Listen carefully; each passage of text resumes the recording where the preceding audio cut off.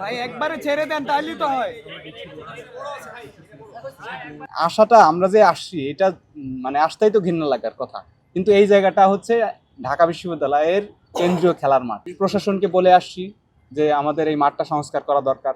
প্রথমতই প্রশাসন বলে দিয়েছে যে আমাদের বাজেট নাই, এই মাঠ থেকে ন্যাশনাল বা ইন্টারন্যাশনাল পর্যায়ে কোনো খেলোয়াড় তৈরিই হয় না। আমরা কিছুদিন আগেও ডাকসুর মাধ্যমে আন্তঃহল ফুটবল টুর্নামেন্টের সার্কুলার দিয়েছিলাম, কিন্তু সেই টুর্নামেন্টটা তো কোনো পসিবিলিটি নাই, কারণ আপনারা দেখতেছেন যে আমাদের শারীরিক শিক্ষা কেন্দ্রের মাঠ পানিবদ্ধ, এবং পানিবদ্ধ যে কোনো মাঠে পানিবদ্ধ থাকে, কিন্তু একদিন সর্বোচ্চ 2 দিন, কিন্তু এই মাঠটা সপ্তাহ পর সপ্তাহ এভাবেই বদ্ধ হয়ে থাকে।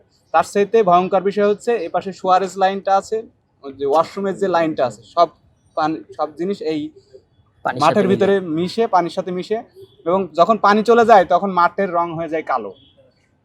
তো এখানে তো আশাটা আমরা যে আসছি এটা মানে আসতেই তো ঘৃণা লাগার কথা, কিন্তু এই জায়গাটা হচ্ছে ঢাকা বিশ্ববিদ্যালয়ের কেন্দ্রীয় খেলার মাঠ। এখানে সব শিক্ষার্থীর খেলাধুলা করতে হয় এখানে এসে। তো শুরু থেকে আমরা প্রশাসনকে বলে আসছি যে আমাদের এই মাঠটা সংস্কার করা দরকার। প্রথমতই প্রশাসন বলে দিয়েছে যে আমাদের বাজেট নাই। ইভেন ভিতরে ইনডোরের মধ্যে যে সংস্কার করবে, ছোটোখাটো সংস্কারের ক্ষেত্রেও যখন অ্যাপ্লিকেশন দেওয়া হয়েছে বলা হয়েছে যে বাজেট নাই। ওর ভিতরে হচ্ছে গ্লাসগুলো ভাঙা, এটার জন্য বাজেট দেওয়া হয়েছে, বলা হয়েছে বাজেট নাই।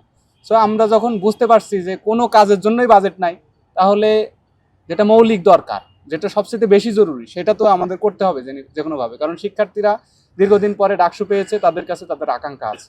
কয়েকবার এই সেম সিচুয়েশন আমরা দেখি, গুরুত্বপূর্ণ খেলাধুলা বন্ধ হয়ে যায় এই কারণে। এবং মাঠের যে অবস্থা, এই মাঠ তো খেলাধুলার জন্য উপযোগী না।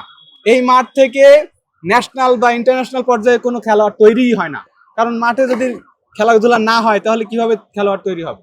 সো সর্বোপরি শারীরিক শিক্ষা কেন্দ্রের দিকে প্রশাসনের গুরুত্ব অনেক কম, এবং এই যে মাঠটা সংস্কার করে দিলেও তো শিক্ষার্থীরা নিজে নিজে খেলাধুলা করতে পারতো, কিন্তু সেটা আমরা দেখতেছি না।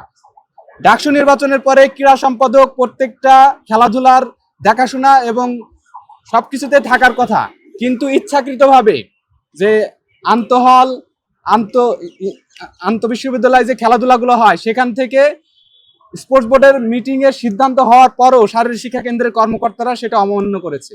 কোনো কাজে তারা ক্রীড়া সম্পাদককে সমন্বয় করেনি।